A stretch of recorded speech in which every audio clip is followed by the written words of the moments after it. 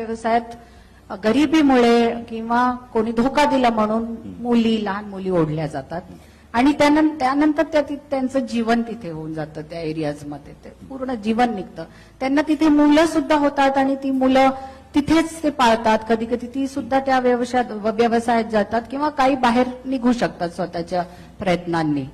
We should treat in terms of dignity. जे वेश्या व्यवसाय आहे त्याला डिग्निटी देणं जरुरी आहे, कारण त्या आपल्यातल्याच आहेत आणि पुरातन काळापासून एक सोसायटीचं बॅलन्सिंग त्या करतायत.